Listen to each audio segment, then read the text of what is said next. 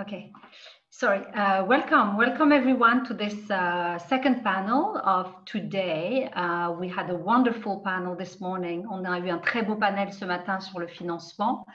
Et maintenant, on continue. We are continuing to talk about distribution and online distribution, streaming, and also film festivals and how film festivals have, since a couple of years, but definitely this year, had to adapt to what is happening to them today, which is how do they screen films, how do they offer films to the audience, knowing that theaters are not available, and how do they serve the community, especially producers and filmmakers, and making sure that the films are shown to the festival. And that, of course, implies a lot of things, which I let the panelists talk about. To moderate this panel, pour la modération aujourd'hui, on a une professionnelle qui est très connue, who is quite Wendy Bernfeld. She is the founder of Right Stuff, a company based in Montreal, but actually Wendy is originally Canadian. She left Montreal a long time ago, but she's still attached to that country and is actually involved in a few initiatives in Canada. Wendy is, how can I call her? She's she's definitely one of the gurus, I would say today, the guru of anything online. So she's very often called to be asked what to do, when to do, how do you strategize, etc., etc. So I will let Wendy introduce her guests. I want to thank all the guests for saying yes and for accepting this invitation. I am very excited to know more about what you do. I think it's very, very important for all the filmmakers, all the producers, all the distributors, sales agents, whoever works today in the film industry should be definitely listening to you this morning. So Wendy, it's up to you. Great. Thanks, Hayat and the Festival de Nouveau Cinema, and thanks to the audience for, again, another Zoom experience, which is our reality these days. I appreciate your patience with it, and it should be an interesting topic. We have, just to frame it before we jump into the panelists, and then I'll shut up. I wanted to just quickly look at where we were right before COVID in digital and what happened since, of course. And where we were before in digital was everyone was still focused on Netflix and Amazon, the big five, or maybe your local equivalents like a Crave or Illico. But few people knew that there were 50 or more platforms overseas in Europe that also buy and sometimes even fund programming, and not just from their own country, but from abroad. And I think that COVID became, in a funny way, as horrible as it was and is, it became an interesting leveler for the film business and for VOD. The originals funding that Netflix and Amazon were doing had to stop, and meanwhile all the SVOD platforms started having to buy. People were in lockdown and getting bored with their normal services, so they had more time to watch more services and even do free trials for niches, documentary, horror, art house, going beyond just the big mainstream. So suddenly, from a commercial point of view, there was also a big demand the past few months for buying library, not brand new stuff. Things 3 to 8 years old are the sweet spot for SVOD, and that jumped up, and you'll hear about that. But also during that period, we were forced to innovate in the transactional VOD era, not just normal rental, but of course, festivals online, some canceled, but many morphed online in different ways. And you'll hear from the group today on their ways. Some were just nobly throwing everything online for free, which is handy, but not long-term sustainable, we'd argue. And others had complex rights discussions and windows to try and have different price points for consumers, different price points business to business, to make it perhaps a more sustainable future model or hybrid. So festivals online like New Zealand International Festival, London India Fest, this sort of development occurred. Also the virtual cinema. So for example, in Montreal, I understand that you've had Cinéma de Parc or Moderne, where they partnered to offer VOD instead of theaters. And MK2 created the Miles End VOD. So that phenomena of virtual cinema happened and didn't happen before. And premium VOD, which is skipping first run theatrical and going straight to VOD. And we would have thought that was only for the big studios like Universal with Trolls, but you know, Adam Igoyan with his Guest of Honor went straight to VOD because of no theaters. That's an interesting example. So these trends are very handy, but most of all, the subscription VOD platforms, telecom, cable, the competitors and the complementary services started a lot of buying.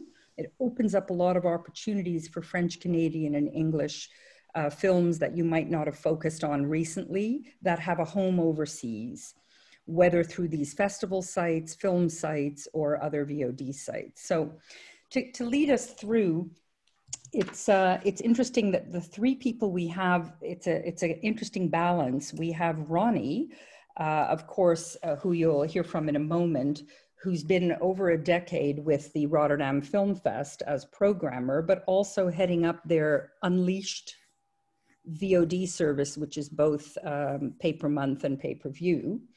And in a way, a long-time festival moving relatively recently, but still ahead of COVID, to festivals online. Then you go to Scilla, who's been a long time SVOD platform, subscription platform for art house and indie film focused on social impact in America, as well as educational and in-person screenings like at schools. And Scilla, fairly recently, has moved into the festival sector to help support festivals moving online, perhaps cross-pollinating her cinephile audience with the festival audience. So that's like old to new, new to old. And then the third one, the wind beneath our wings, so to speak, is Pierre-Antoine from Kinau, who is behind the scenes actually getting hundreds of companies online in a hurry. And in the past year, most of them have been festivals, including in France, ainsi, for example, and he'll take you through that.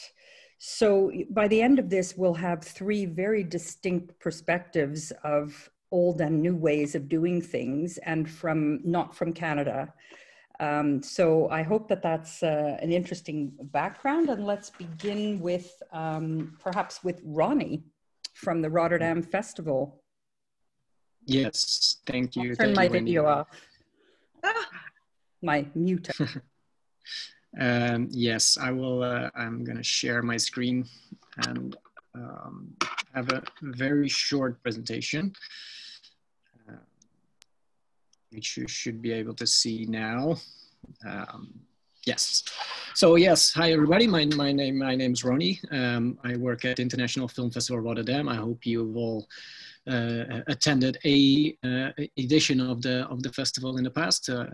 If not, you should come. But we're sadly enough, we're in a position now that having guests, foreign guests, is a bit of a problem, of course, now for every festival. But yes, so I'm a program manager and programmer for IFFR for all talks and masterclasses, and I'm also coordinating IFFR Unleashed, which is indeed our VOD platform.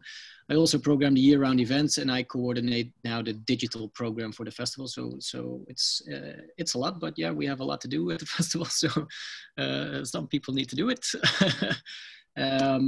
If you don't know IFFR, these are just some key figures. I won't go into them in detail. You can read them on the screen.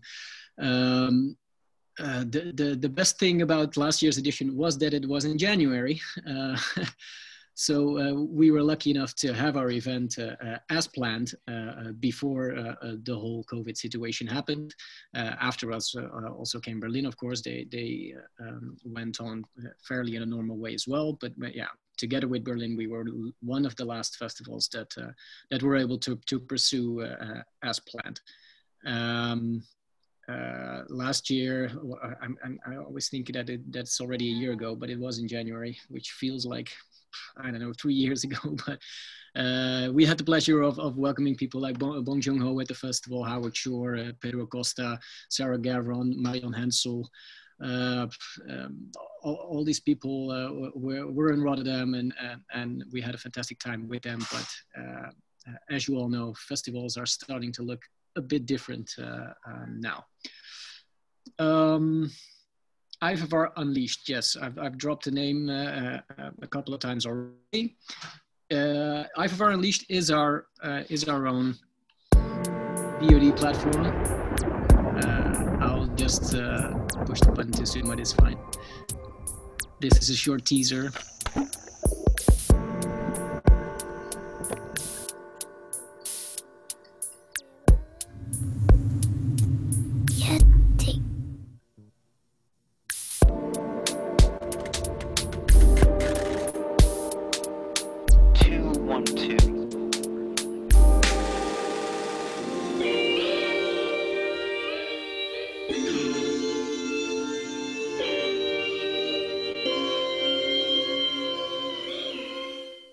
Sorry for that, I pushed the button a bit too soon, but it was fine. It was just a short teaser. It's for IFFR Unleashed, our own VOD platform. Luckily, we already had a VOD platform, so I'm very happy with that. We launched it in January 2018. So maybe we were a bit ahead of our time, and people were raising eyebrows of why would a festival start a VOD platform, and it was a bit strange back then in 2018.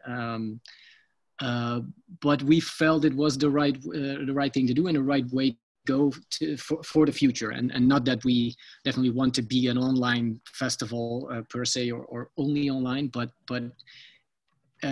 of course it is something that you need to do. You need to take it into account, and I think for the other speakers, they will agree with me. For every festival, it is now more clear that you need to do something like this. But yeah, we were one of the first festivals, I think, to have this, and it helped us out a lot now with when all COVID happened and we needed to shift online. So. These are just some facts. It's both an SVOD and TVOD platform. What we have on it, it's about 350 to 400 films, so it's a quite a big catalog already. Of course, we are looking for what are true IFFR titles, so titles that played on our festival or titles that we support with our Hubert Bals Fund, which the HBF in the on the slide stands for. It's our own fund where we support projects from all over the world. So it's nice to have those titles on it. It's good for us to have those titles as a VOD platform as well, to make them accessible to our visitors, to everybody in the world or in certain territories. And our VOD platform also gives us an opportunity to program in a different way as well. So of course we have our own festival program with festival films in the theaters and stuff like that, but it gives us the opportunity to look a bit further than that and to bring more context to the whole festival program. So this is just a quick screen wrap of what a film page looks like. This is actually an example of the film Possessed, which was in our Tiger competition. And this is one of the examples that we released in the past months during quarantine. It's when Laurel Halo made the soundtrack of this great film Possessed. The soundtrack was released somewhere in the past months. I'm did forget about the exact month, but it doesn't really matter. But you know, these small things are good opportunities for us to then release the film and have the VOD premiere for it as well. So these are all like festival extras that we can do, and that we were able to pull off because we already had the platform and we didn't have to reinvent everything now in quarantine life. Yeah, so IFFR in the time of Corona or COVID, like I said, we were very lucky that we were able to pull off our festival in January, but we also plan year-round events all the way throughout the year. And of course, we already had some events planned that had to be canceled as well, and we needed to move them online or don't do anything at all with, of course. You see some examples there. We have a yearly satellite festival in Curacao as well, which is every year in April, where we present a selection of our films from the festival in Rotterdam in January. But that event had to be canceled as well. But again, it kind of sound repetitive, but we were very happy that we already had a VOD platform. So it was a very quick decision for us to just move everything online so that we can offer the community in Curacao those films regardless of the whole pandemic. And Into the Great Wide Open is another example. It's a festival in the Netherlands, but it's mostly a music festival. And each year we provide the film program for that festival. Of course, that one was canceled as well, but we were able to move online with the films. Same goes for our monthly screenings that we have in Kino. It's a theater in Rotterdam. We had to cancel those screenings as well, but again, we were able to present the films online. But this is only presenting the films online. So yes, it helps us that we already had the VOD platform, but that's only for presenting films. And of course, a festival is a different kind of thing, and it's more than just having films online as a VOD platform. But it's as an extra content, extra context. Everything like that is very helpful that we already had it. Yeah, Corona or quarantine also gave us an opportunity to just pick some other things out that we wanted to put the spotlight on. For instance, our Hubert Bals Fund that I just mentioned just before. It was a good opportunity for us to put the spotlight on it and present films online, but also have a panel online, stuff that maybe we normally would do at the festival or maybe not at all throughout the year, but it was a good opportunity for us to do it now in quarantine. We were also part of the We Are One Global Film Festival, which probably you all know. It was a free festival in May where a lot of big festivals, I think 20 or 21 festivals in total, they were part of. I think, Wendy, you mentioned in your intro that maybe it's a bit of a problem that it was for free, or I think we had the discussion about it as well. It is true. I think for us it was, we were just gutted for all the films that we had at our festival and the collectors that we worked with. The people, they were all really hoping for their festival run to kick off after our festival where they had their premiere, and of course everything went dark on that, and we were just very happy that we were able to give an extra platform to those collectors and to the filmmakers to present the films online. For us, I think it was a very nice opportunity, and we did offer fees to the filmmakers, but I should say that really because we weren't allowed to, but yeah, but we did, yes. Yeah, and that's then we come to what are we going to do in 2021? We're actually right in the middle of deciding everything, so there's not much for me to say in detail, but of course it is clear that that there will be a form of a hybrid festival. So we are definitely still trying to do physical things with very limited capacity. The rules in the Netherlands, where we just, I think today or yesterday evening, entered our second partial lockdown, but the rules are that you still can have 30 people in a theater. So as long as the rules stay like that, we are definitely still gonna pursue that. It's not a lot, but yeah, we need to work with that.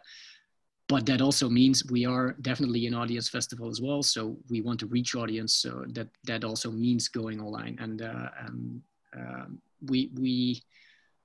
we're very much looking for the ways to not literally translate the normal festival that we would have, but look for other things and make it hopefully a bit more exciting for the things that we put online. But as maybe you all know, it's a tough job, and everybody's it's getting really online, quarantine, and Zoom tired. So we really have to take that into account. And the good thing about our VOD platform that we already have is that we definitely can use that platform as well, not even during the festival, but also in the build up to the festival to do extra programs around the program. I forgot to mention that it's going to be our 50th edition in 2021. So that was supposed to be a very big celebratory event. It's of course now going to be a little bit smaller and a little bit less celebratory, but the 50th edition also, especially VOD wise, gives us a lot of opportunities to look back at the festival and have a nice contextual program about it. And we definitely can use our VOD platform for that. So I think that's it for a very short IFFR in COVID times and beyond. So yeah, that's it. Okay. I'd have a quick question if people can hear me. Can you hear me? Yes. Yeah. Quick question, Ronnie, just before we go on to the others. It might be helpful for the audience when you talk about your online platform, Unleashed, being Yes. both TVOD and SVOD, yeah. subscription and pay-per-view. Is that only in Benelux or Holland, or is the TVOD all around the world and the SVOD is Holland, or like, is there something about the geo-blocking that might be helpful to the audience? Yes, yeah, the SVOD is Benelux only, and the TVOD is worldwide for most titles, but there are some exceptions, of course, where rights are already sold in some certain territories. And for new contextual programs, we are definitely looking in opening it up to see if for certain programs we can also include it as but then for worldwide visitors as well. Sure. I think we're heading that way, but we're not there yet. Yeah. Especially for older titles, it's quite easier, much easier for older festival titles in a curated collection under your brand or something, you know, package of 20. Yeah, okay, well, we'll get into that later. I'll kick it over next to Scilla, if we can switch. Hi, everyone. I think actually, can we show the little video first and then I'll go into my presentation? Does that work? Okay, great. Thank you.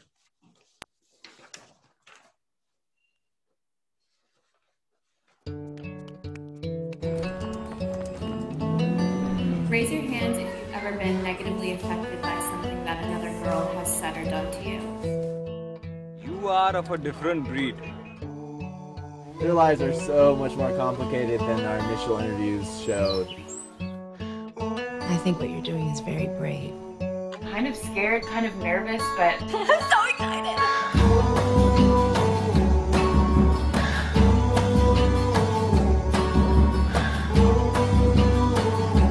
It's good to be small and different. Stories are in our DNA. They are part of our evolution. Here at IndieFlix, there's a new breed of filmmaker. A more empowered audience. Weird. A growing movement in film. Where are you people coming from? If you like to watch shorts, features, and documentaries from anywhere in the world, join IndieFlix. Are you in?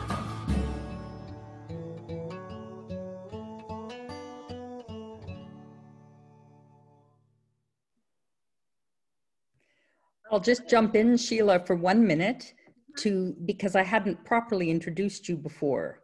So I wanted to do that for 1 minute. What's interesting for those in the audience who don't know Scilla or IndieFlix is that she's one of us, or one of you, a producer, a director, an author, Emmy nominee, and straddling both the digital SVOD world and the educational impact, social impact cause world, based in Pacific Northwest. And I think what was particularly interesting is her focus on common social problems today because of digital. You know, you've done movies like Screenager, you've done the Like Me, like about social media craze, angst about anxiety, and particularly for young people. So it's quite interesting to see someone who's got originals as well as acquisition of indie film, as well as educational, and now crossing over to festivals. That's a little bit of a better introduction. Take it away, Scilla. Sorry. Thank you. Okay, I'm going to screen share real quick. And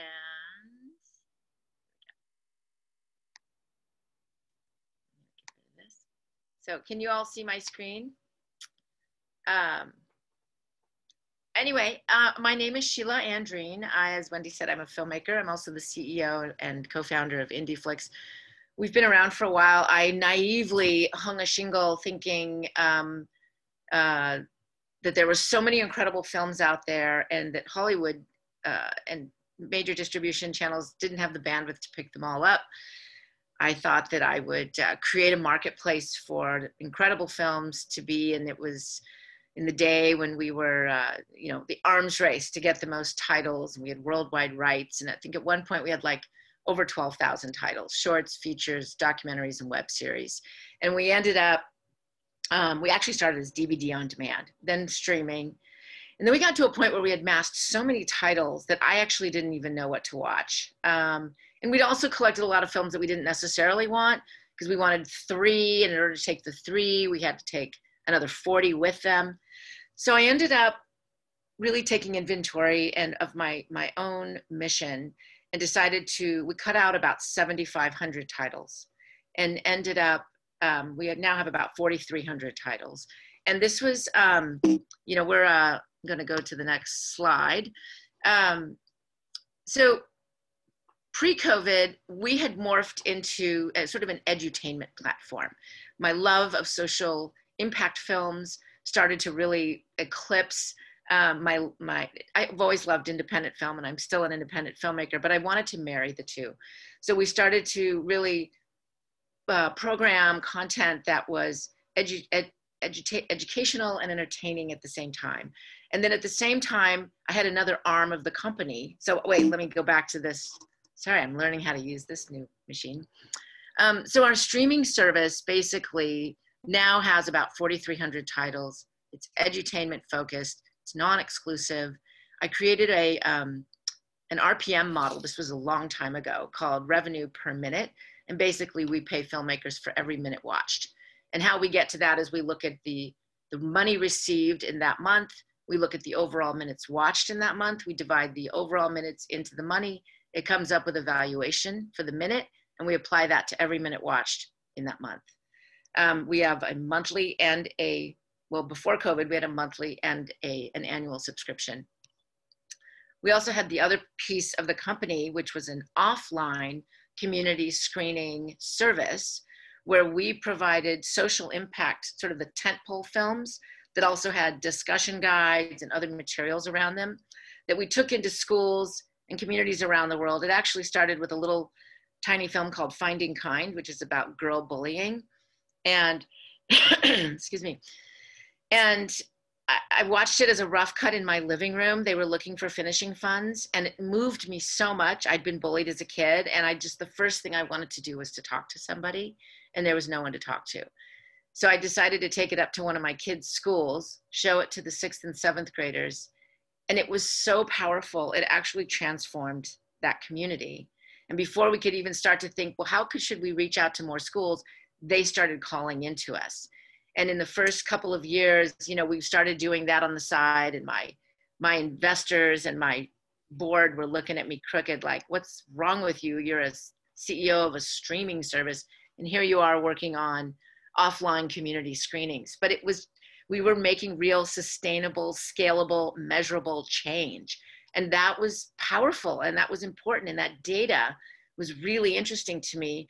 Plus, it was an amazing revenue stream because every school would license it from anywhere from $500 to $3,000 and even more if they showed it in every classroom. And it would all take place in the course of a week. So suddenly, where I had sort of played around with going to theaters and, you know, filmmaker in the house and free wine and whatever it was to get people to leave their homes and to come to a screening wasn't working for us, especially like here in the US. I know in Europe it's very different. People love to go to the movies and it's great.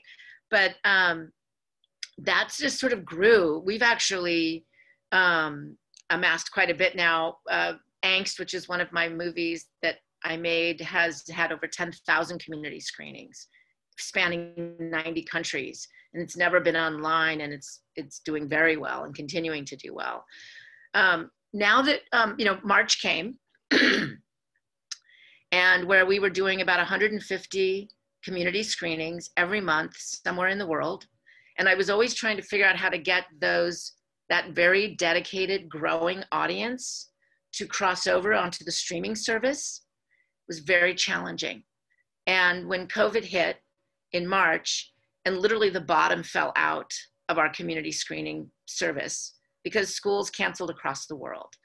And I actually saw it coming in January when Asia started to shut down. We have a decent footprint over there.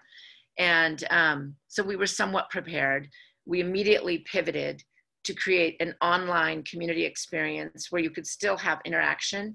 Didn't know anything about, didn't know what we were doing, started playing with multiple platforms, customizing with our own technology, making mistakes, but figured it out. And now we're back up to doing I think we're doing 75 or 80 screenings this month of October. So it took us a little while because schools didn't think they would need it. They thought they were coming back in May. And then corporations started to get into the mix and realizing they wanted content for their employees and their families to deal with mental health. So, so that was actually quite good. And then when I realized I have the technology and everything's online, I decided to pull the trigger and accelerate our roadmap. It has been a bucket list of mine to always make IndieFlix free. And especially in the US, where over 1/5 of our population has lost their jobs, people don't want to spend more money on more than 2.5 streaming services. I decided to make IndieFlix free and launch our linear AVOD model and create another royalty pool for filmmakers. Sorry, it's hearing my voice for the first time this morning. So the AVOD royalty pool model is very much the same. It's the ad revenue, overall minutes watched, divided in, valuation applied to that. So we're basically now filmmakers on our platform can have multiple pools that their films participate in. And it's new. In fact, our linear channels have not launched yet. They're launching, I think, today or tomorrow. So we're launching with 9 channels, and the content will sort of rotate through the linear channels, and the filmmaker can choose to stay there or not be part of it. The hope is that they will then cross over onto the subscription streaming side. We've dropped the monthly revenue, because we figure if you can watch it for free, or bite the bullet, come over for $69 and be in with us. The other thing that was interesting was now that I have this technology with beyond the free, but having the subscription side, having the live event community screening technology, I realized filmmakers, film festivals, a few reached out and said, are you going to be doing any virtual film festival service? And I actually thought, you know, there are companies that do that. I don't need to do that.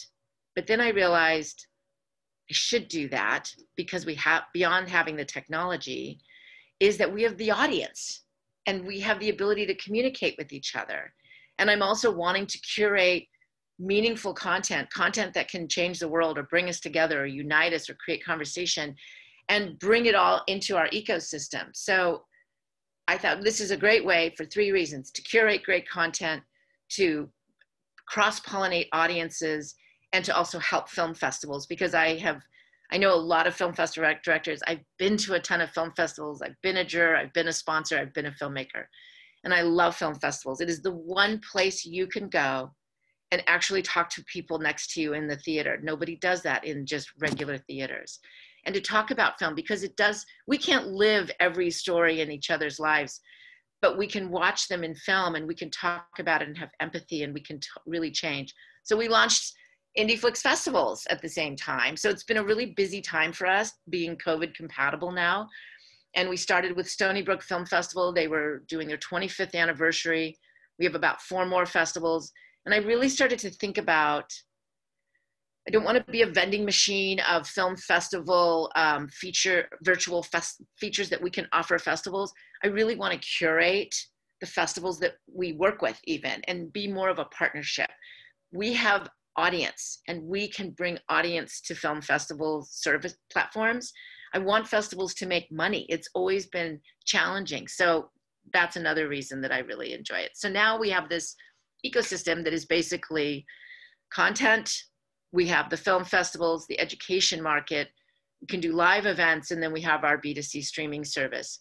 And the goal is really just to bring everyone together.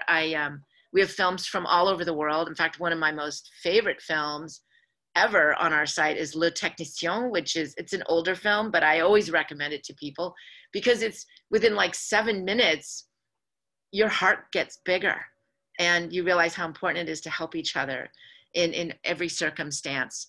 I think that the strategy moving forward for film festivals, for schools, is to have a hybrid approach. You know, now I feel like we're in a position to be able to do that. So thank you.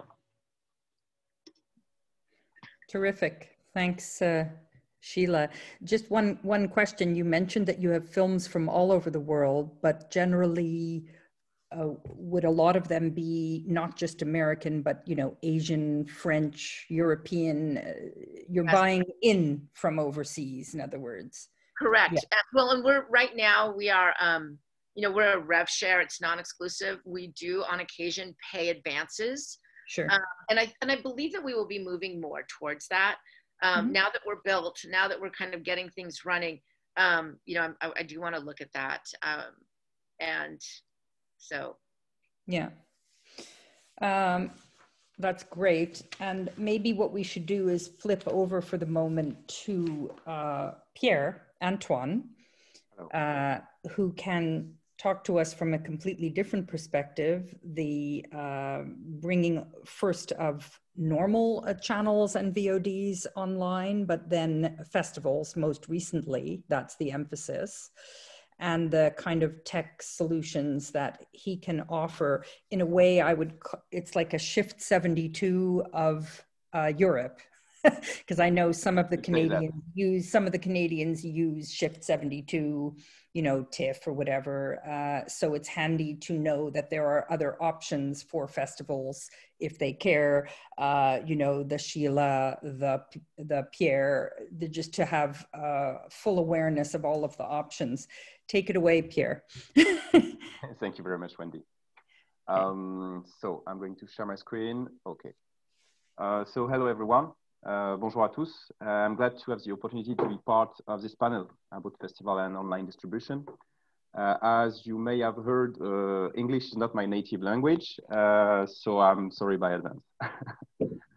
Before speaking about how the COVID crisis impacted festival and distributors, I'll make a quick introduction about how we built a streaming platform.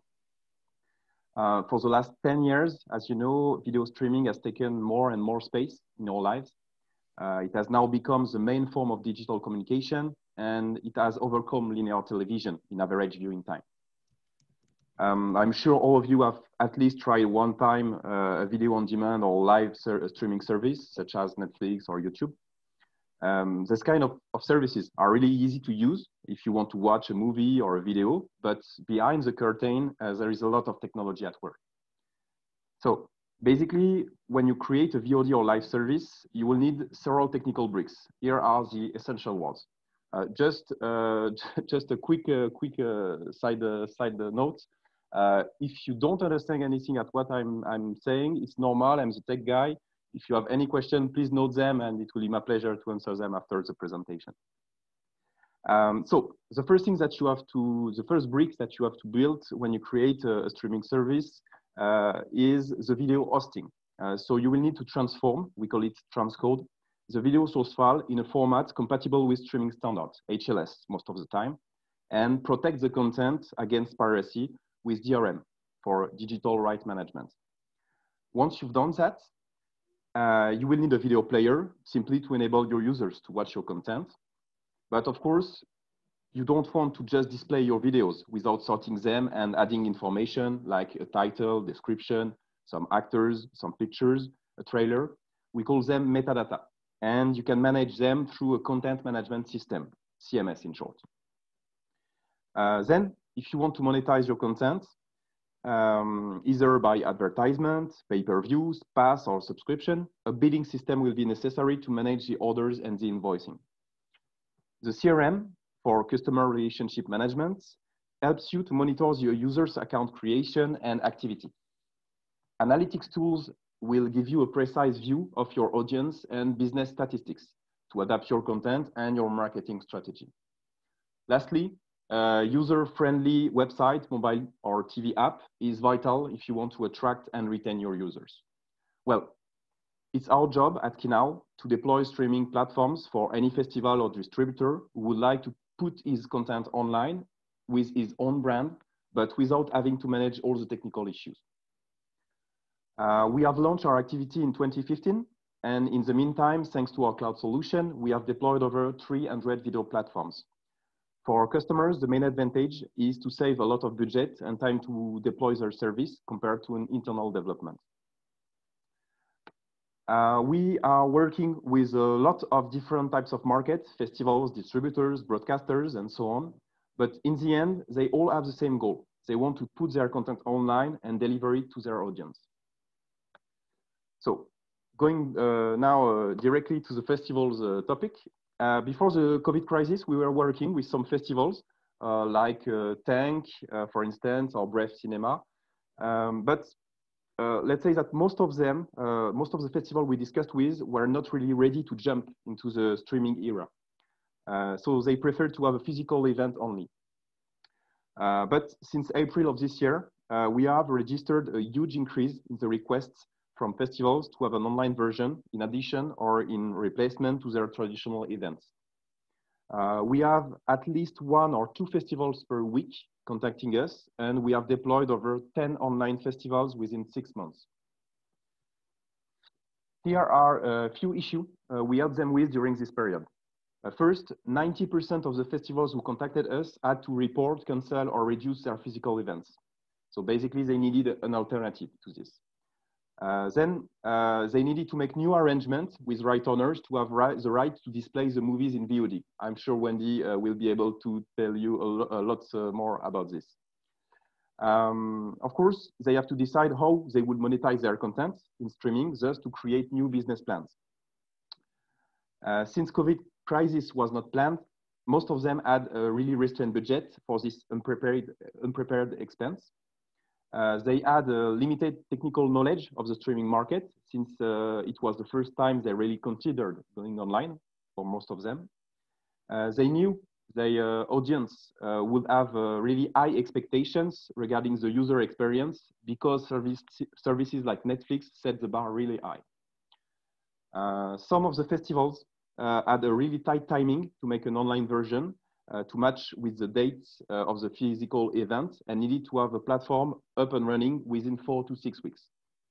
Finally, they wanted to propose an experience similar to the traditional festival with a live workshop and debates. Among these festivals, we had the opportunity to deploy international ones, such as International Animation Festival of Ainsi and International Festival of Aubagne. I thought it would be interesting to have a look at how each one approached their online version. In terms of business model, Aubagne was accessible for free just by creating an account, and Ainsi proposed the 15 euros pass for accreditations. While Aubagne proposed only VOD, video on demand, Ainsi included live sessions on their platforms. In terms of editorial strategy, Aubagne published only 1, 2, or 3 movies each day that were accessible only for 24 hours, while you could access the whole catalog of Ainsi platform for the duration of the festival, which was 2 weeks. Regarding the duration, Aubagne only lasted 1 week in April and Ainsi 2 weeks in June.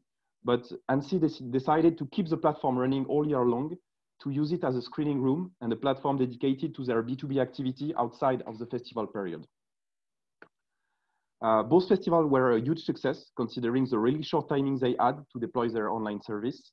Aubagne registered over 18,000 users account created within 1 week, and Ainsi over 15,000 accreditations. Just for the anecdote, with Aubagne, we had only 1 week to set their service because the containment in France began the 15th of March, and the festival was planned to start 2 weeks later. It was really challenging for us, but in the end, all the users were really happy with this alternative to the cancellation. For Ainsi, we had a bit more time, 6 weeks, but it was way more complex project. Here are some numbers about the 2020 edition. I already told you about the over 15,000 accreditations. There was 450 movies displayed representing over 80 hours of content. They gathered people and movies from 111 countries and 335 journalists on the platform. And we counted over 140,000 views and 4,000 hours of streaming. I will present you a quick teaser of Ainsi for 2021 with an online edition, of course.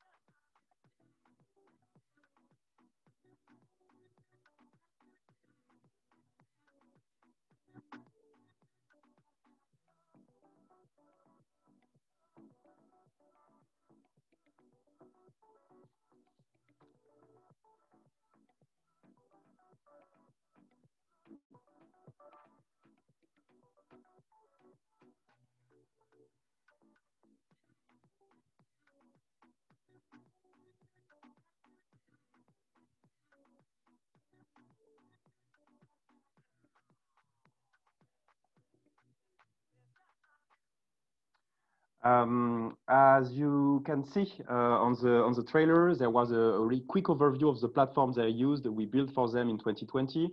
I will just give you a few screenshots so you can have a really precise idea of how it look like. Here's the homepage with the hero, where they presented all the main events. Then you have a selection of the different feature films and selections that they add in the competition. Here is an example of movies feature displayed on the platform, some information about the movie, and of course a video player that enables the user to watch the content as long as they had paid their accreditations. Well, thank you very much for your attention. Merci beaucoup à tous. Thanks, Pierre. That was great. Just a quick question in between. I'm interested in if somebody wanted to start their platform really in a hurry. Yeah. You know, we know, for example, Copenhagen Docs had to mount its festival in less than 6 days, and other people like New Zealand took 3 months in order to get all the rights and financials sorted. What is your range of experience with that? If somebody's in a hurry, if they're not in a hurry, cost benefit, how long does it take for smaller festivals, you know, that aren't A-list big budget festivals? The idea is that basically when you use a SaaS solution like Kino, where you use an off-the-shelf solution, you can decide that you will set something really customized, really specific, but it will take some time and some budget. But if you are a small festival, you are in a hurry. It was the case for Aubagne. We had only 1 week to set up the platform. Basically, they contacted us. They say, okay, our festival is in 2 weeks. So we are going to cancel it. Please help us. So we set within 1 week the complete platform with them. We help them to deploy the complete technology. And they just had to upload their content and put the title and sort their catalog. Right.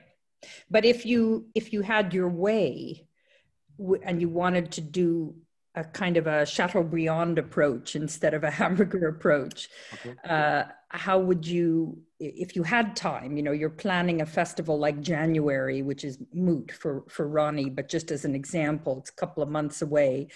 What do you think might be different or more enhanced? Is it audience? Yeah. A lot of things. In fact, the first thing that you can do when you have some time is to integrate completely the streaming part within your existing website. So this is the first thing. So the user has his habit to go on the website, and then we'll be able to experience the streaming, the video streaming directly into the website instead of going to another platform. So this is the first thing. You could imagine to customize more the branding on the platform. You could add some specific features. You could add a synchronization between an existing user database, so they do not need to recreate an account when they go on the festival. In fact, there is plenty of things you can do. You can maybe create mobile apps, smart TV apps. Really depends on the budget and the timing that you have. Right. And I think the rights part of it, you mentioned quickly with humor, but it's not something that you yourself offer. So the festival had to sort that with the sales agents or the producers themselves. In those cases. Basically, we cannot be good anywhere, everywhere. So we have to select our battles. So we decided we are going to be the tech guy. But yes, I'm sick. There is a lot of other person who can help them on this matter. Yeah. Yeah, no, that's good. And the festivals that did it already just now, the ones you gave us the case studies of, do you think they'll do it again next year? Yeah, 80 to 90% of them are already planning their 2021 edition with us. So yes, I would say that most of the time it was a really huge success. So they know that now they don't have the choice. They need to have an online version, even if the physical event is maintained for 2021. It's a complementary to their physical event. It allows them to reach a wider audience, to make the festival known by people who didn't know anything about it. So yeah, I think now it's a new tool in their toolbox that they need to use for the long term. That's great. Well, maybe it's a good idea to check with Hayat and the rest of the team if there are questions that are for the panelists that have arisen from the audience. Otherwise, we can keep going, of course. Hayat. Yes, so far I think we've got like people seem to be interested, so I think we can just keep going on. We'll keep going. Well, because our audience, a lot of them are French Canadian and English Canadian, it's interesting to me to ask Ronnie as well the question I asked Scilla, which is, as part of IFFR, have you found, particularly on the Unleashed, that you were able to get some traction for French language programming, whether from France or Canada? I'm just curious about, because IFFR slants more, if I recall, to Asia and other regions. So I don't expect that, but I was just curious if it had made any traction. Well, not specifically, I think. Not that I know of, actually, no. Yeah. No. It's interesting because there's more interest now in foreign language programming in the European SVODs.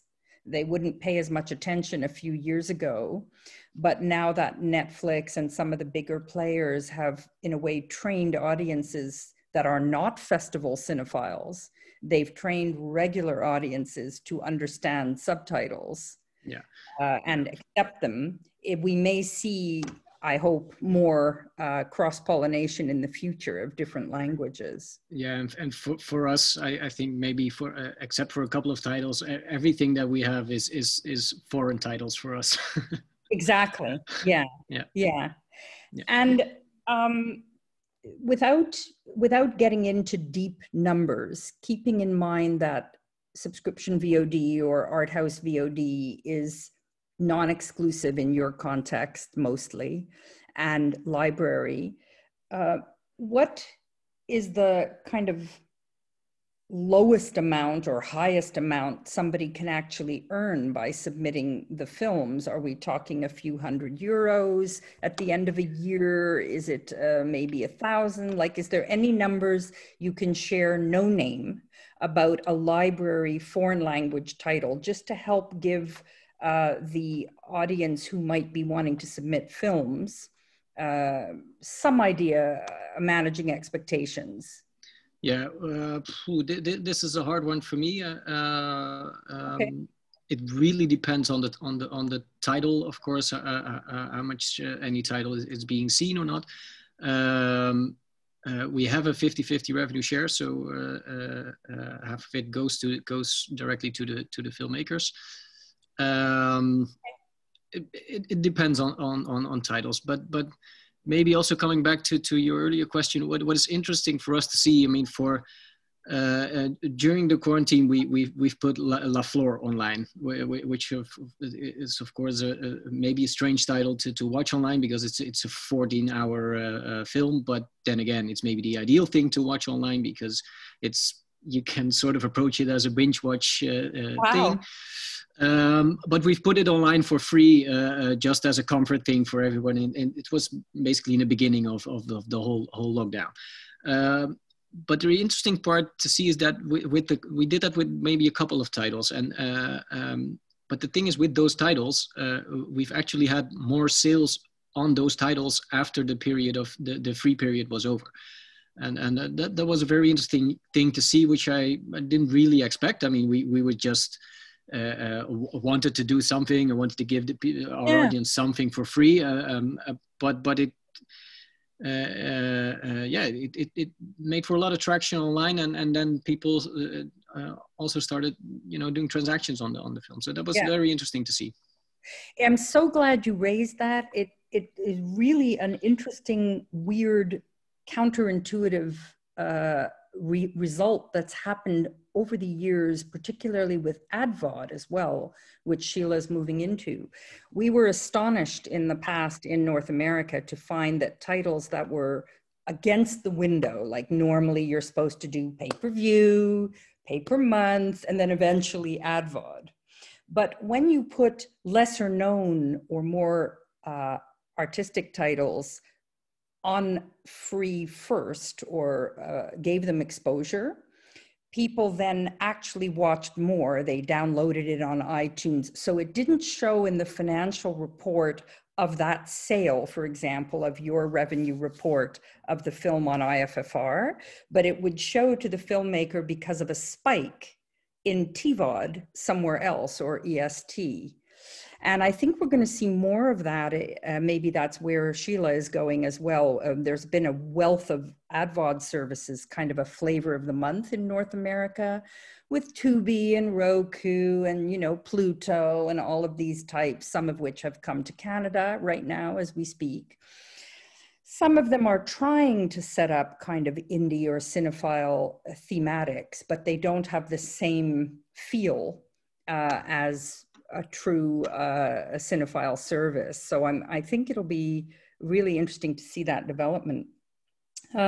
What about the idea of, you had mentioned in your presentation, Ronnie, that in the future you'd like to see something that extends beyond the time of the festival. So if the festival is 2 weeks in Jan, I know you can't say too much, but in North America, Tribeca or Sundance would often make films available after to 40 million cabled households. Yeah. And the filmmaker could benefit from an ongoing post-festival exposure. Is that sort of what you're thinking, or you mean something different? Yeah. I think I mean something different. I mean, I think the festival is the festival. It is a fixed period in the year but it's mostly also because of the rights, of course. I mean, for the films we have, if you have world premieres of feature films, it's very hard for us to say, oh, we want to keep it online for the full year. It's not something that we are able to pull off, I think. But the online part, I see it really as an additional part to the festival program. I mean, we can create contextual programs, related film programs that support the film program of the festival, which is a certain period in time, to make the whole program richer. And I think that is definitely something that, well, we are already doing it, but we will definitely be doing that more in the future. And I see that more as that the festival can be present online for the full year with those contextual programs and with additional things and supporting the festival program in January. Yep. Yeah, and I think it's more directed, particularly in your SVOD, it's more directed for library. So you would never want to play around with a first premiere beyond the normal window unless you choose a premium VOD.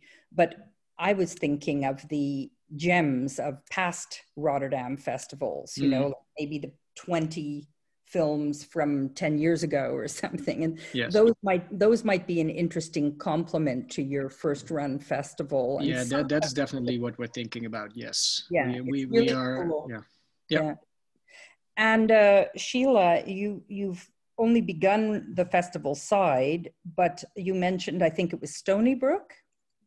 Did I get the name right? Has that actually happened yet, or it's just planned? No, it was their 25th year. They would have done 10 days in July to celebrate. They ended up doing basically 12 weeks of programming with a short, a feature, and a Q&A every week. And sort of, they came up with that. We launched September 10th, and it's been great. You know, we launched with just the basics: geo-blocking, DRM, ticket sales, pass sales, analytics, and a dashboard so they can see, you know, how that's going for them. And of course, I want to add, you know, our voting isn't like automated; it has to go out in the thank you for screening email. So we've got lots of work to do on that. Pierre, your platform is so impressive. I was looking at it, I'm like, oh my God, that's so good. But it's been great. Like, and we even, you know, of course, we had to do this quickly, like little how-to videos because their audience is, interestingly, it's Stony Brook Film Festival at Stoller Center, which is also a college in Long Island, New York. And they have a very dedicated audience, but they are senior citizens and then they are college students. So they're like the opposite ends of the spectrum. The college students are great at figuring out how to like get it all on their apps. The seniors needed a little bit of help, whether it was through Roku or their smart TV or whatever. So ended up making little videos of how to watch. And there's that's smart. Lots of customer service, helping, you know, senior people who like, can it work on my 2014 smart TV? And it's like, what model? Like it was a good learning experience, but we've had a lot of fun, and we've got a handful of other festivals that are going to be joining the ranks. So I'm enjoying it. I'm really liking it, actually. Yeah. I mean, I could imagine that there are different models and levels of tech sophistication. And what you're doing, however, sounds like it has the advantage of drawing on an already strong SVOD subscriber base of cinephiles who are in indie flicks. So maybe that's something that helps editorially and rights-wise to, you know, support the festival. So both, you know, there's arguments for both sides. It's really interesting. We also wondered about how long these SVOD licenses go when they're rev share. Is it okay to ask you, Scilla, is it a year, 18 months, 6 months? What's your window when a producer, for example, wants to license their film to you? And we'll ask the same to Ronnie. Yeah. Oh no, Wendy, you can ask me anything. Okay. You know, it's funny in the beginning, because I'm a filmmaker, right? Like, so everything that I put together, I'm always thinking with my filmmaker hat, like, I want to have freedom. I want to explore other opportunities. I want to, like, I don't believe that the whole world's going to go to just one platform, although Netflix certainly has proven that wrong, and other platforms are out there. But we didn't used to have a term. We used to say, and that was confusing for filmmakers. They were like, no, we need a term. So I said, okay, 2 years, non-exclusive, and every year it will just auto-renew. And but you can write to us in 30 days, and we'll pull it off. Yeah, and that's we have the right to do the same with the filmmaker. In fact, we have the right to take it down immediately if necessary. And usually if the filmmaker reaches out and say, take me down, I've got an exclusive deal with someone else, we take it within 24 hours. That's, it's, I like a wide berth of opportunity to still exist for the filmmaker, because we don't always know. And people used to say, I remember the old days, it's like, my film's online, where's my money? Like, well, you have to put some effort into marketing it as well. We will also help market it, but we've got thousands of titles. We can't market every single one. It's like I have 6 children, and, I love them all, but also, like, I only have so much time in a day, right? So, so it sounded like a portion of what Ronnie was doing was not just festival, but more virtual cinema, like where you partnered with cinemas, Ronnie, in Rotterdam, or were they all part of the festival Unleashed approach? The location that I was talking about was Kino in Rotterdam. It's a location that's a physical location at the festival normally. And we do, every month we have a special screening there throughout the whole year, just to keep IFFR alive for the audience here in Rotterdam, and so that every month they have a film that they can go to. And of course, we already had some events planned that had to be canceled. So those were the ones that we then moved online so that people were still able to watch the film. Yeah. And the interesting angle, just to get back on the pricing and revenues for producer, et cetera. I've had debates like this before. In general, I'm not so in favor of rev share for SVOD. That's just a personal opinion. But it's different when it's a festival type site, because there's different profile and promotion than on a Netflix or something else. But in general, the SVOD sites can be non-exclusive and with a flat license fee, but still have the ability to pull the title off if you get a better date, so to speak.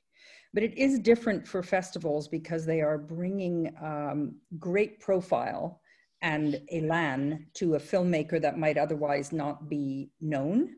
And in a one-off, they may not click to watch the film, but if it's part of the umbrella of the festival, it has a kind of a brand. So that's quite interesting. Yeah, for us, it's really from a program point of view. I mean, we are a non-profit organization, so we don't need to generate profit for our VOD platform.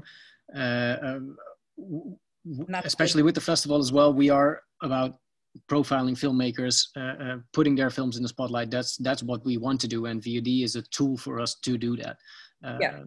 So that's the reason why we have it.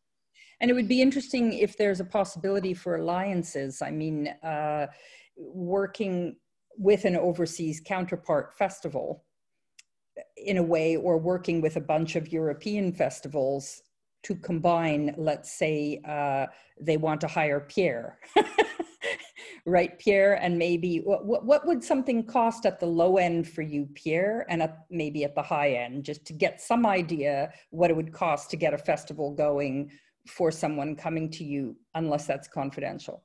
That's not really confidential, but it's exactly like if you go, you want to buy a car. If you say, okay, what's the price of a car?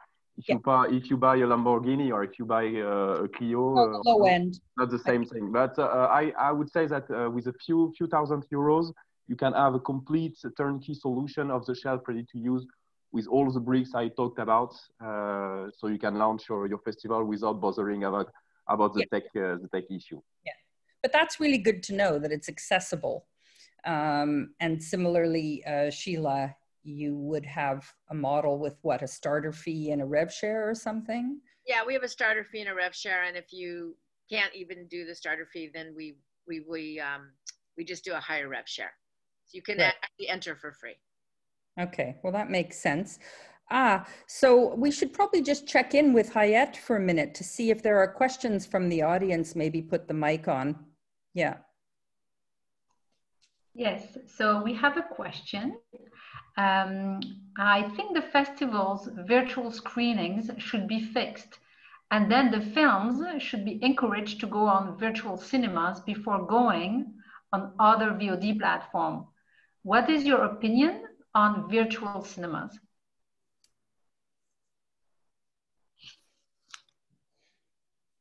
Is that for anybody to take?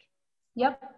Oh, I kind of think it's sort of fun, the windowing in the virtual world. And I mean, I hope that the whole virtual cinemas are, I think, really fascinating. I don't know the sort of scalability on the monetary side. It's sort of a wait and see. But I think, why not play with it? I think it's kind of fun. Another opportunity to talk about your film in a different sort of venue within the cloud. Yeah, I mean, if I can jump in, it depends a bit how you're defining it, whoever asked the question. But if you mean virtual cinema like what, say, Modern Films did in the UK, where the sales agent had a bunch of films they picked up at a festival and then they couldn't release them for theatrical. So they put them on their own VOD site, they created one or put it on their own. Perhaps like MK2 did here with Mile End. And then they shared, the key is that they shared the revenues with the cinemas that were closed. So they were effectively supporting the suffering theatrical cinema rather than skipping over to a VOD.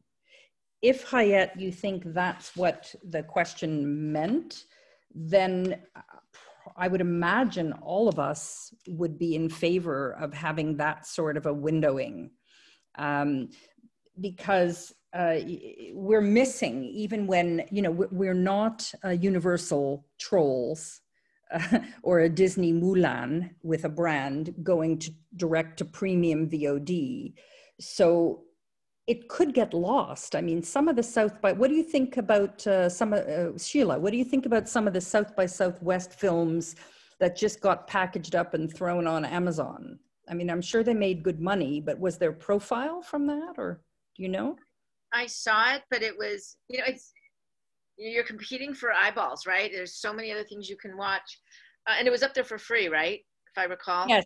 That was the problem. I mean, they paid the filmmaker, of course, a flat fee, as they should, but then it was up there free, which some of the sales agents refused, and I can understand why.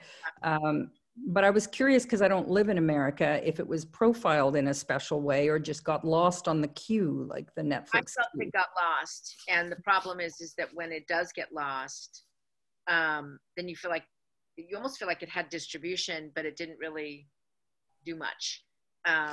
Which is a shame, because it was up there and people had access to it, and the filmmaker made some money on it, but it really needed to be treated special as a sort of an add-on to the festival or something. But I was excited, and then I sort of thought, where is it? I can't find it. And it just felt like it was on the Amazon platform. Yeah, and they may have only taken, if I recall, 10 or 20, not all of the films that were in the lineup, which is very different from what Arani or you are doing. But I think you're right to make the point, whoever in the audience raised it, that we need to support cinemas. They're not shut forever. And it's also a different experience, the cinema. There is no substitute. I mean, I'm a digital gal for 30 years, and there's no substitute to the big screen. And we need to support them. But I think it's less about hogging a window for a long time and just making sure there's a step at each stage to promote and build audience support. It actually raises a question about social media. I wanted to find out, let's go back to Pierre. Is any part of what you're doing, yours is the tech, of course, not the rights, but does that include sort of, you said something about integrating with social media platforms like Facebook, Twitter, or? Yeah. Basically, our solution, and it's really important for any platform as connector with any kind of social media. So basically, you can share the fact sheet of a movie you really liked or you want to see with someone else. So we have this kind of connection, but the marketing part and is done by our customer, because we have considered that the tech part is really our strong suit, but no one can do a better promotion of the content than the festivals themselves, because they select the features, they select the short movies, they select the documentaries, and they are the most able to speak about it and to promote it to their network. So that's why we decided to really stay on the tech side and not on the marketing side. Yeah. But we have some mechanism to do some marketing automation, to have more insight about which movies are more seen, so you can adapt how you display your content and which content to talk about. And Ronnie, what about IFFR? You've got a strong, loyal fan, festival following. True. But it might be harder to have the festival following when it's not around the festival. Yes, of course. And that also, in your South by Southwest example, one thing I wanted to add is it basically also comes down to the question, what is a festival?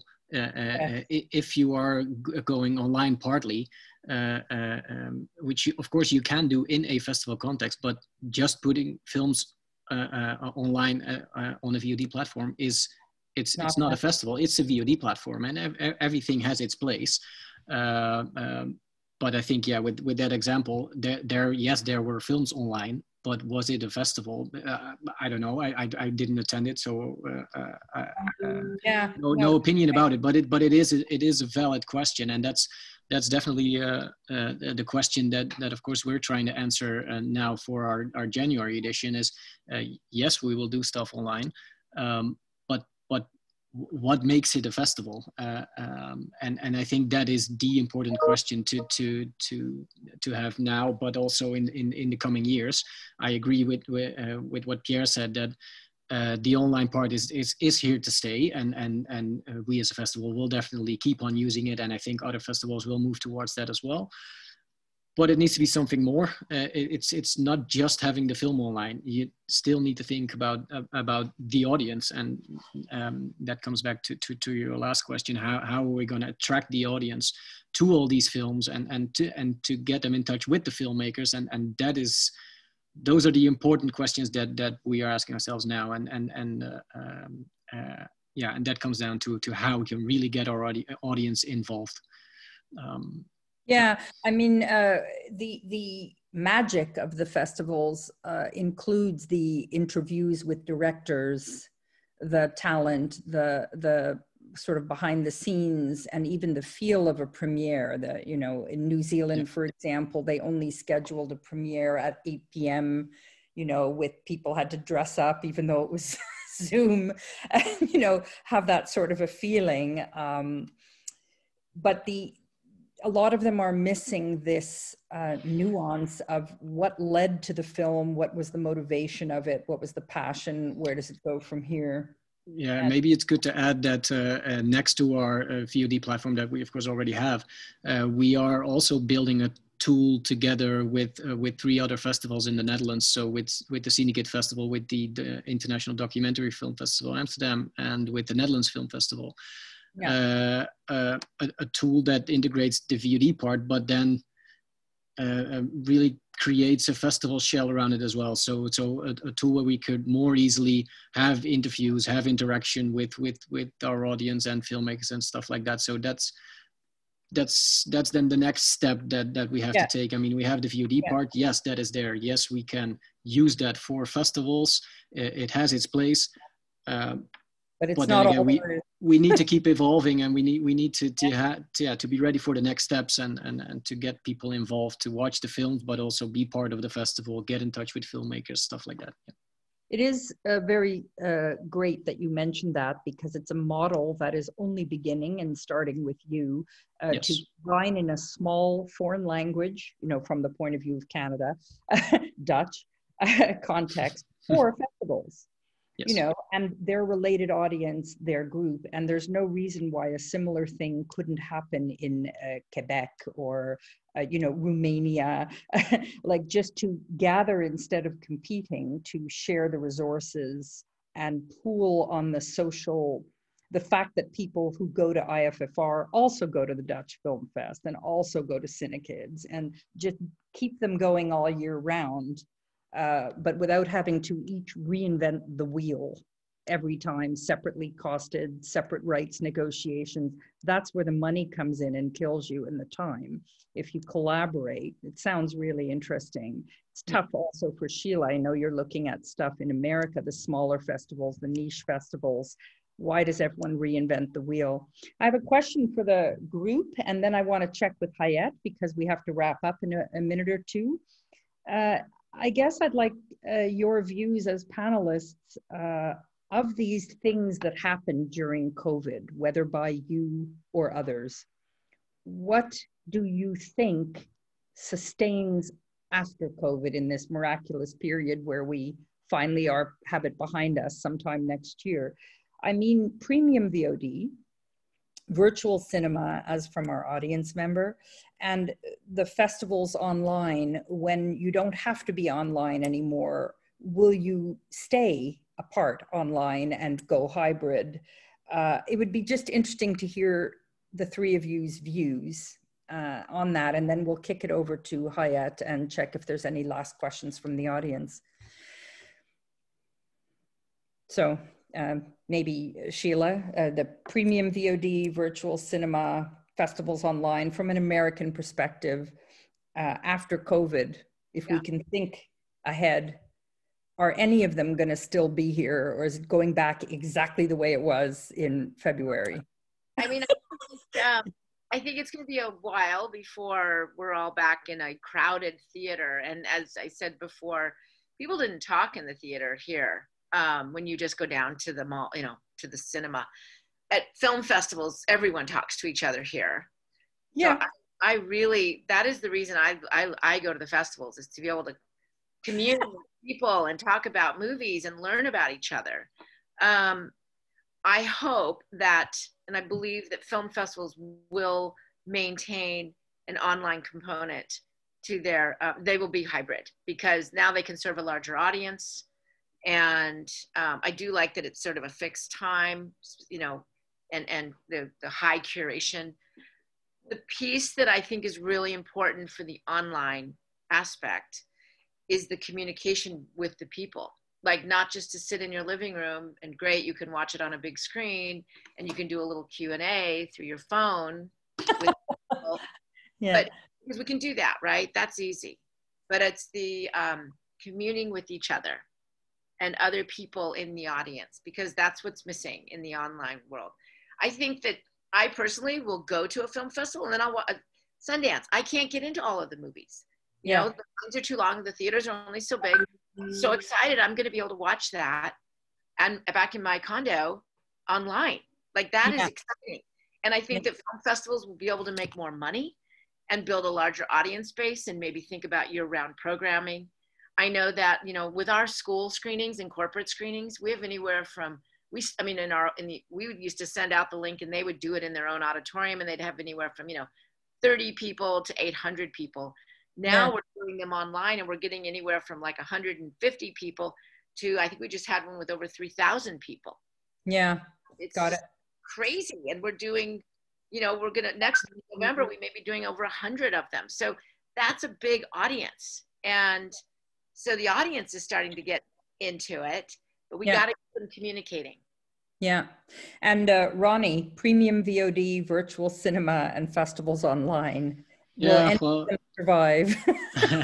I agree with Scilla for most of what she said, I think. And well, for festivals, I don't know yet exactly where it goes, but I think hybrid parts of the festival will definitely are here to stay, and I can definitely see it also more in curating side, I think it can go ways that you have parts of the festival that are specifically online and maybe not offline. So it doesn't necessarily have to be that you have a part of the festival physically that you want to translate to the online world, but I think it will develop more. You have stuff that you can only do physical. You have stuff that you can maybe only do online, or fit the online screen better, or have like more art productions that are really made for online or for smaller screens. It will be a very much mix of things, I think. And if there's one thing we're good at festivals, is that we're super flexible. We'll see where it goes, but it will be here and it will be a part of the festival. But for us, it's not really new. I think for Rotterdam, we've experimented with those different forms of presenting content for many years now, and we'll keep on experimenting. And sometimes it will hit and sometimes it will miss, but that's how it goes. And Pierre, I guess whether these things continue or not, you're still doing what you're doing. Yes. As you were before. It's going crazy for us. We had a really huge growth since 5 years, but COVID crisis has really marked a really big turn in our business. For festival distributors, we were talking about virtual cinema. It's really interesting. We had some distributors asking us, they wanted to create partnership with local cinemas. That's great. So a user can go on the platform and select the cinema he wants to help, and so the revenue is shared between the local cinema and the distributor. And to add some social, as was saying Scilla, some social features to be able to select your seat as you would do on a real cinema, on a real theater. And to be able to talk with your neighbor, and I think there is a lot of social features that will come up in the VOD platform in the next months and years. But for the festivals are first a social event, and it will stay like that. I think VOD is just a mean to reach a wider audience, but the core of the festival will stay, I think, and I hope for dozens of years. First the social events and market. Yeah. I think on my side, I think the festivals online and hybrid will survive COVID and move into a new era, as will premium VOD, whether we like it or not. There will be deal-making people who decide they're earning enough from premium VOD to skip over theatrical, even when the theaters are open. You're going to see more of that.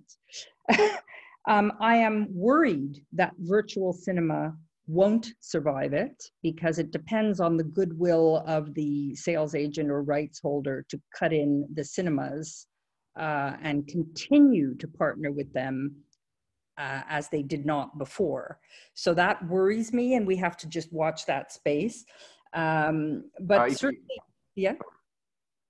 but certainly the VOD buying has exploded in terms of library, and let's not turn our back on the catalog behind, that there are buyers overseas and abroad that are interested in what you have that you've forgotten about from 5 years ago. And that door has at least opened for the producers or rights holders in the audience. It takes a bit of time, but there's at least an appetite that there wasn't there before. I mean, even Netflix buying Truffaut movies, that was not part of Netflix's DNA before COVID.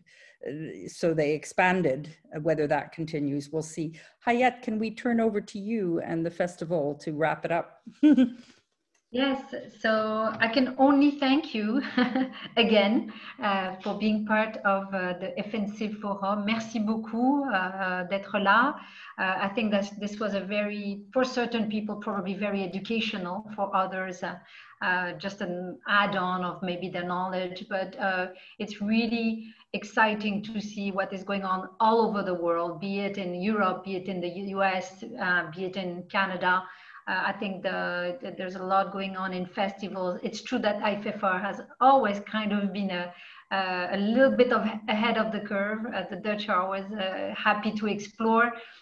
Pierre, I'm very happy that you are doing what you are doing. I think the French producers, directors, festivals need you and will definitely call you.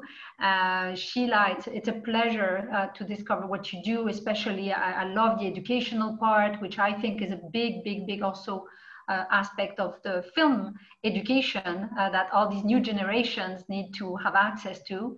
And Wendy, thank you so much. You are definitely the person that can master this kind of environment and this kind of conversations so naturally. So thank you all, and I thank the public. Merci au public d'avoir été là. Demain, nous avons notre dernière séance avec la classe de maître, the masterclass tomorrow of Philippe Falardeau, which I encourage you to attend, and stick with us, and hopefully see you next year, and maybe live and physically, and hopefully we can invite you to come to Montreal and hug and have a drink. Thank Wonderful. you. And unless you have something to say, any of the panelists? Thank you for having me. I was really excited to do it, and I feel like I'm just part of the crowd, so I appreciate that. Yeah. And I'm on my side, I'm missing bagels desperately and maple syrup. As a Montrealer living in Amsterdam, it's not quite the same. So keep us in mind. Will do. Yeah. Yeah, and for me, yeah, it will be my pleasure to come maybe next year. I was living for a few months in the Myland in Montreal, so yeah, I hope to, as we was saying, Wendy, to taste another bagel. Yeah. Yes. I think I'm not the only one who never lived in Canada or the USA, but I also want bagels. Yeah, we'll get you converted, Ronnie. Thanks, Hayat, for organizing this group of people. Definitely. Thank you. And thank you to Susanna and all the FNC Forum team. And tomorrow is our last day. So thank you everyone who has participated and purchased passes. I hope you enjoyed it, and you can enjoy more next year, hopefully. Merci beaucoup et à très bientôt. And go to the movies. Au revoir. Merci. Merci, au revoir.